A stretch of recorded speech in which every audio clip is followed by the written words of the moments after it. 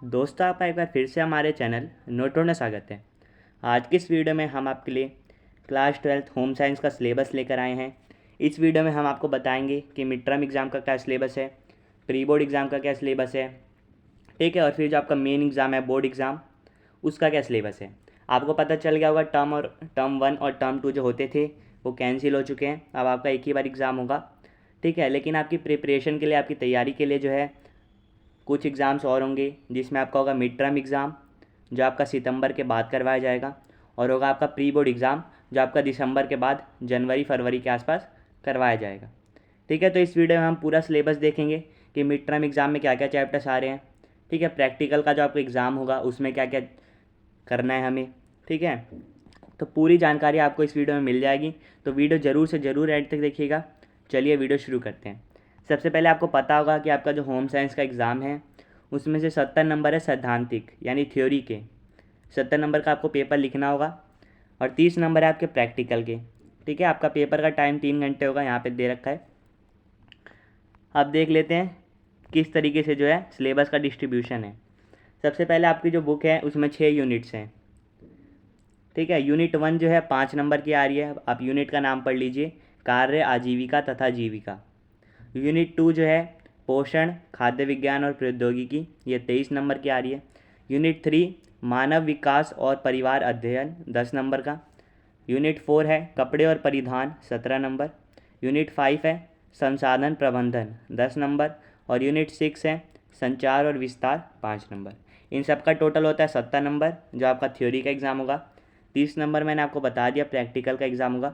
Total आपका 100 number का exam होगा, ठीक है। आप देख लेते हैं कि मिड टर्म का जो सिलेबस है उसमें क्या क्या चैप्टर्स आ रहे हैं, कौन कौन सी यूनिट्स आ रही हैं। तो मिड टर्म का जो आपका सिलेबस है उसमें यूनिट 1, यूनिट 2, यूनिट 3 और यूनिट 6, ये 4 यूनिट्स आ रही हैं, ठीक है। इसमें क्या क्या चैप्टर्स हैं वो देख लेते हैं। तो यूनिट 1 जो है आपकी, उसमें चैप्टर है कार्य, आजीविका तथा जीविका, ठीक है, इसमें एक चैप्टर है। यूनिट 2 जो है पोषण, खाद्य विज्ञान और प्रौद्योगिकी, इसमें कितने चैप्टर्स हैं वो आप देख लीजिए। यहाँ पे आप ये जो लेफ्ट हैंड साइड में आपको टॉपिक्स दिख रहे हैं, यही टॉपिक्स आपके पेपर में पूछे जाएंगे, तो आपको इन्हीं के लिए प्रिपेयर करना है, ठीक है। यूनिट 2 है पोषण, खाद्य विज्ञान और प्रौद्योगिकी, इसमें क्या क्या चैप्टर्स हैं वो देख लीजिए। नैदानिक पोषण और आहारिकी, ठीक है, यहाँ पे आप देख सकते हैं। और यहाँ आपको लेफ्ट हैंड साइड में भी कुछ लिखा हुआ दिख रहा है, वृद्ध जनों के लिए सामान्य आहार को मृदु आहार में परिवर्तित करना। इसका ये क्या है, प्रोजेक्ट वर्क है, ठीक है। तो ये जो है आप प्रोजेक्ट वर्क में कर सकते हैं,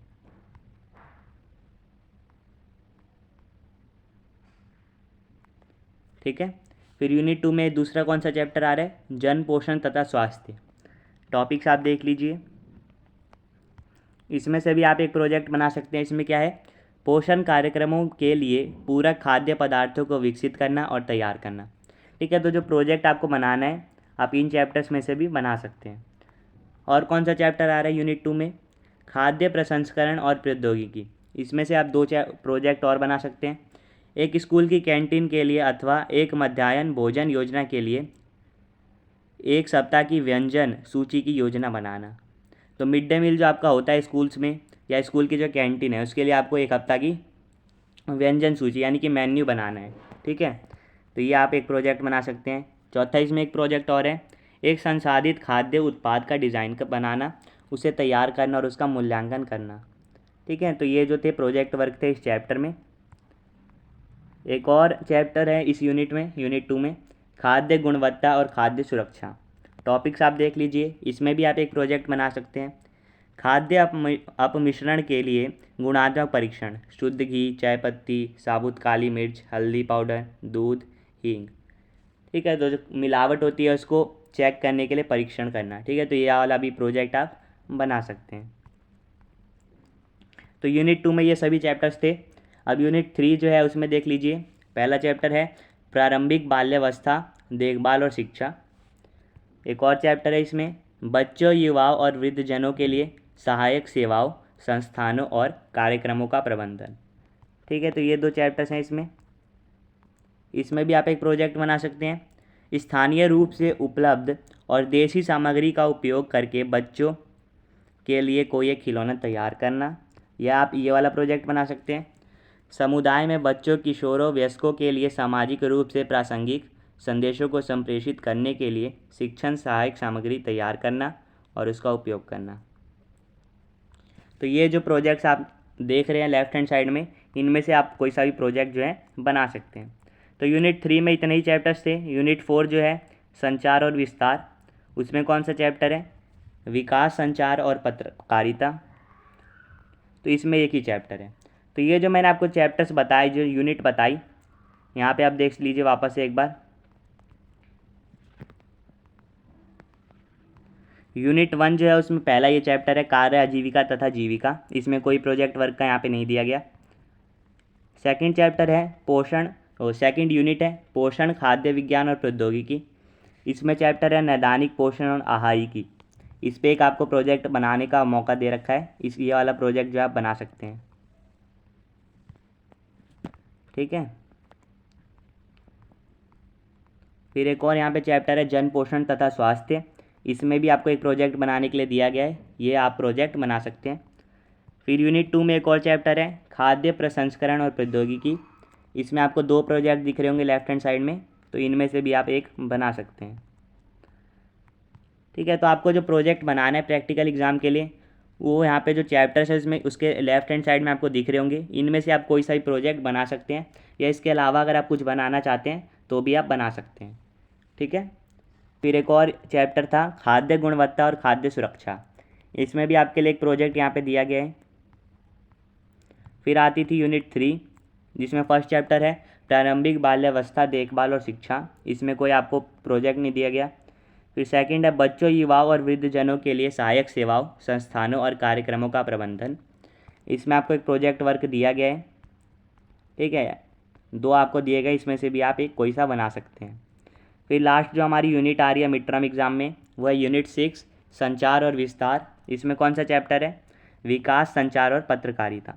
तो आप समझ गए होंगे यूनिट 1, यूनिट 2 और यूनिट 3, और साथ ही साथ यूनिट 6, ये जो 4 यूनिट्स हैं ये आपके मिड टर्म एग्जाम में आ रही है, ठीक है। तो मैं उम्मीद करता हूँ कि आप मिड टर्म एग्जाम का जो सिलेबस है वो समझ गए। तो ये जो मैंने आपको बताया यूनिट वाइज है।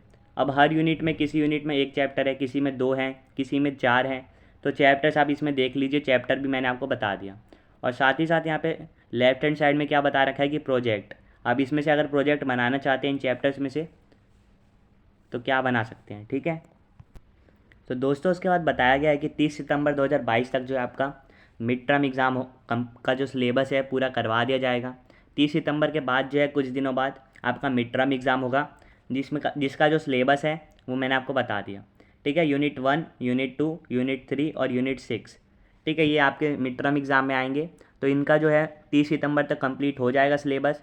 उसके बाद इनका रिवीजन होगा, ठीक है। फिर जो आपको सपोर्ट मटेरियल मिलेगी होम साइंस की, उसमें से भी आपका रिवीजन करवाया जाएगा। उसके बाद क्या है कि सीबीएसई और शिक्षा निदेशालय के जो पिछले वर्ष के जो क्वेश्चन पेपर है, यानी प्रीवियस ईयर के जो क्वेश्चन पेपर है, ठीक है, और जो प्रैक्टिस पेपर हैं, उनका जो है आपके स्कूल में प्रैक्टिस करवाई जाएगी, ठीक है। और यहाँ राइट हैंड साइड में आपको ये दिख रहा होगा, ठीक है। फिर लेफ्ट हैंड साइड में क्या लिखा है कि मध्यावधि प्रायोगिक परीक्षा, मध्य अवधि सैद्धांतिक परीक्षा 2022-23 से पहले आयोजित की जाएगी। तो आपका जो प्रैक्टिकल एग्ज़ाम होगा, जो मिड टर्म प्रैक्टिकल एग्ज़ाम होगा, ठीक है, वो जो है आपका इससे पहले हो जाएगा, ठीक है। यानी जो मिड टर्म आपका थ्योरी वाला एग्ज़ाम होगा, उससे पहले ही आपका मिड टर्म का जो है प्रैक्टिकल एग्ज़ाम हो जाएगा, ठीक है। तो आपका जो मिड टर्म एग्ज़ाम है आप समझ गए कि 30 सितंबर तक आपका सिलेबस कंप्लीट हो जाएगा। उसके बाद लगभग अक्टूबर के लास्ट तक जो आपका पूरा मिड टर्म एग्ज़ाम हो जाएगा, ठीक है।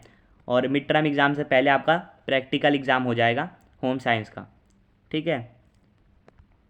उसके बाद यहाँ क्या लिखा है कि जो आपके मिड टर्म एग्ज़ाम का पेपर होगा, जब वो चेक हो जाएगा तो उसका जो क्वेश्चन पेपर है उसकी मार्किंग स्कीम के साथ जो है डिस्कशन होगा, ठीक है, कि किस तरीके से आपको आंसर लिखना है, जिससे कि आपके जो 4 यूनिट्स हैं अच्छी तरीके से प्रिपेयर हो जाएं।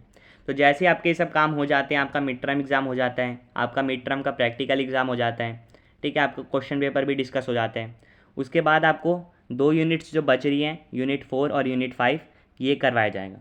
तो यूनिट 4 क्या है? वस्त्र एवं परिधान। इसमें कौन सा चैप्टर है? वस्त्र एवं परिधान के लिए डिज़ाइन। ठीक है, इसमें आपके लिए यहाँ पे एक प्रोजेक्ट दे रखा है, वो आप देख लीजिए लेफ्ट हैंड साइड में। एक और इसमें चैप्टर है फैशन डिजाइन और व्यापार। तीसरा एक और चैप्टर है इसमें यूनिट 4 में संस्थाओं में वस्त्रों की देखभाल और रखरखाव। इसके लिए भी आपको एक प्रोजेक्ट दे रखा है कि इस चैप्टर में से आप ये वाला प्रोजेक्ट अगर बनाना चाहें तो बना सकते हैं। ठीक है, तो यूनिट 4 में यही चैप्टर्स थे। अब आता है यूनिट 5 संसाधन प्रबंधन। इसमें पहला चैप्टर है आतिथ्य प्रबंधन। ठीक है, इसके लिए भी आपको यहाँ पे एक प्रोजेक्ट वर्क दिया गया है, आप ये भी बना सकते हैं।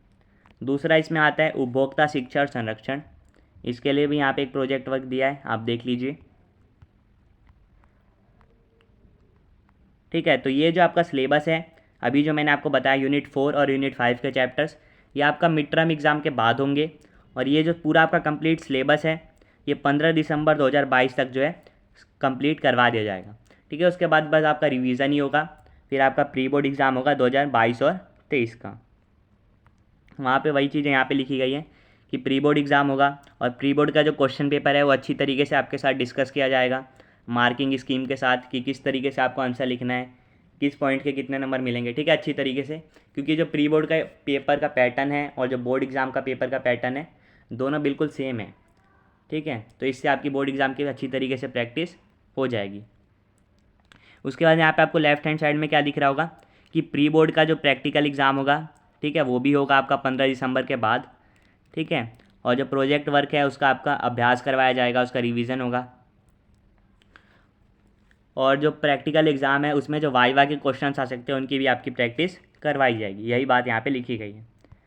ठीक है, तो इतना आप समझ गए कि आपका जो 70 नंबर का थ्योरी का एग्ज़ाम होगा होम साइंस का, उसको किस तरीके से डिवाइड कर दिया। यूनिट 1, 2, 3 और 6 ये आपके मिड टर्म एग्ज़ाम में आएंगे, ये 30 सितंबर तक कंप्लीट हो जाएंगे। उसके बाद होगा मिड टर्म एग्ज़ाम। ठीक है, मिड टर्म एग्ज़ाम होने के बाद क्वेश्चन पेपर डिस्कस होगा। उसके कुछ दिनों बाद से जो है आपका बाकी का जो सिलेबस है जिसमें यूनिट 4 और 5 के चैप्टर्स आ रहे हैं वो करवाया जाएगा। फिर आपका 15 दिसंबर तक ये कंप्लीट हो जाएगा। उसके बाद आपका पूरा जितना सिलेबस है सबका रिवीजन होगा। ठीक है, उसके बाद आपका होगा pre board exam. Pre board exam के साथ साथ होगा प्री बोर्ड का प्रैक्टिकल एग्ज़ाम। ठीक है, जिसमें वाइवा के क्वेश्चंस की प्रैक्टिस करवाई जाएगी। फिर जो प्री बोर्ड का आपका क्वेश्चन पेपर होगा थ्योरी का वो आपसे डिस्कस करवाया जाएगा। ठीक है, तो यही सभी बातें इसमें अभी तक थी। फिर आपका जो प्रोजेक्ट आता है उसके लिए जो टॉपिक्स है कुछ यहाँ पे दे रखे हैं, और यहाँ आप देख लीजिए, आप पढ़ लीजिए, आप स्क्रीनशॉट लेके भी इसको देख सकते हैं, या फिर आप मेरे से बोल दीजिएगा, मैं आपको PDF जो है डिस्क्रिप्शन बॉक्स में प्रोवाइड कर दूंगा, तो आप कमेंट कर दीजिएगा अगर आपको चाहिए होगा तो। ठीक है, तो यहाँ पे जो 5 दे रखे हैं इनमें से आप कोई सा जो है प्रोजेक्ट वर्क बना सकते हैं। फिर आपका जो प्रैक्टिकल एग्ज़ाम है वो किस तरीके से है, तो प्रोजेक्ट जो है आपका 5 नंबर का है। दूसरा क्या है, बुजुर्ग व्यक्ति के लिए किसी एक परिवार के भोजन का संशोधन, संशोधित पकवान से किसी एक को करना, ये 5 नंबर का होगा। ठीक है, इसी के साथ 3 चॉइस दे रखी है, प्री स्कूलर पोषण कार्यक्रम के लिए किसी एक पूरक भोजन का विकास और तैयारी, और इस स्कूल कैंटीन के लिए एक मेन्यू की योजना बनाना, और किसी एक पौष्टिक व्यंजन को तैयार करना। तो ये जो 3 टॉपिक्स है इसमें से आपको कुछ एक करना है, 5 नंबर का होगा। 5 नंबर का आपका प्रोजेक्ट होगा, तो टोटल अभी तक 10 नंबर हो गए। फिर तीसरे में जो क्या लिखा गया है कि इनका रासायनिक परीक्षण करना, ठीक है, और इनमें मिलावट की पहचान करना। ये जो चीज़ें दे रखी हैं तीसरे में आप देख सकते हैं, जिसमें दूध है, शुद्ध घी है, ये सब, तो ये 2 नंबर का हो गया। ठीक है, फिर चौथे में क्या है, वस्त्र डिजाइन की जो तकनीक है उसका उपयोग करके एक सैंपल बनाना, ये 4 नंबर का है। ठीक है, 5वें में क्या है, सफ़ेद सूती कपड़े से किसी भी एक दाग को हटाना, ये सारे जो चीज़ों के दाग हैं इनमें से किसी एक को आपको हटाना है, ये 2 नंबर का हो गया। तो 5 + 5 यानी 10। फिर यहाँ पे 2 नंबर का है ये मिलावट का, 4 नंबर का है आपका वस्त्र डिजाइन तकनीक, ठीक है, 16 नंबर हो गए। फिर 2 नंबर है आपको दाग को हटाने के, तो 18 नंबर हो गए। ठीक है, फिर आता है सिक्स्थ में जो ये टॉपिक्स दे रखे हैं इनमें से किसी एक के लिए जो आपको एक पर्चा या पैम्फलेट बनाना है, तो ये हो गया 5 नंबर का। तो 18, 5, 23 यानी अभी तक हो गया 23 नंबर का। टॉपिक्स क्या है, उपभोक्ता संरक्षण अधिनियम, उपभोक्ता कर्तव्य, उपभोक्ता संगठन या उपभोक्ता समस्याएं, इनमें से आपको कोई करना है। तो अभी तक आपका जो है 23 नंबर का हो गया है। फिर 7वें में है फाइल, आपको फाइल बनानी है, वो 5 नंबर का है। और 8वां है वाइवा, 2 नंबर का। तो आप समझ गए कि आपका थ्योरी का जो एग्ज़ाम है उसका सिलेबस किस तरीके से डिवाइडेड है। मिड टर्म में आधे से ज़्यादा सिलेबस आएगा, 4 यूनिट्स आएंगी। उसके बाद आपको 2 यूनिट्स करवाई जाएंगी। ठीक है। तो आपका जो टोटल 6 यूनिट्स हैं वो आपके प्री बोर्ड एग्ज़ाम में आएगी और वही आपके बोर्ड एग्ज़ाम में आएंगी, ठीक है। फिर प्रैक्टिकल के लिए मैंने आपको बता दिया 5 नंबर का प्रोजेक्ट, फिर 5 नंबर के ये 3 टॉपिक्स दे रखे हैं, इनमें से कोई एक, फिर 2 नंबर का मिलावट की पहचान करने वाला, 4 नंबर का आपका वस्त्र डिज़ाइन की तकनीक, 2 नंबर का सूती कपड़े से दाग हटाना, ठीक है, ये हो गया 18 नंबर। फिर 5 नंबर का आपको इनमें से 4 जो चीज़ें दे रखी है इनमें से किसी एक के लिए पर्चा बनाना है या पैम्फलेट बनाना है, 23 नंबर। 5 नंबर आपके फ़ाइल के, ये हो गया 28 नंबर, और 2 नंबर आपके वाइवा के। तो ठीक है, ये जो थे 30 नंबर का आपका प्रैक्टिकल हो गया। फिर क्वेश्चन पेपर का डिज़ाइन किस तरीके से हो यहाँ पे बताया गया है। इसमें ये नहीं बताया कितने नंबर के कितने क्वेश्चन आएंगे, बस यही बताया कि एनालाइज करने वाले क्वेश्चन कितने आएंगे, ठीक है, रिमेंबर अंडरस्टैंड करने वाले, याद करने वाले कितने आएंगे, ठीक है, ये सब है। तो ये उतना ज़रूरी नहीं है, ये चीज़ें ज़रूरी है जो यहाँ पे दे रखी है कि ईजी जो होंगे 20% क्वेश्चन ईजी होंगे बहुत, 60% जो क्वेश्चन है वो एवरेज होंगे, ठीक है, यानी कि मीडियम, ना ईजी ना ज़्यादा हार्ड, और 20% जो होंगे वो थोड़े डिफ़िकल्ट। तो यही बातें थी इस PDF में। तो मैं उम्मीद करता हूँ जो आपको वीडियो में समझाना चाहता था समझ गए होंगे। अगर आप नहीं समझे तो प्लीज़ वीडियो को रिवाइंड करके वापस देख लीजिए। मैंने पूरी कोशिश किया कि आपको अच्छी तरीके से जो सिलेबस है वो समझा सकूँ। आपसे फिर मिलेंगे नेक्स्ट वीडियो में, ठीक है, किसी और सब्जेक्ट के सिलेबस के साथ। और हाँ, अगर आपको ये PDF चाहिए तो प्लीज़ कमेंट करके ज़रूर बता दीजिएगा, मैं आपको डिस्क्रिप्शन बॉक्स में इसका लिंक जो है प्रोवाइड कर दूँगा। तो वीडियो को शेयर करना मत भूलिएगा। आपसे फिर मिलेंगे नेक्स्ट वीडियो में, तब तक के लिए bye bye, see you again and thanks for watching.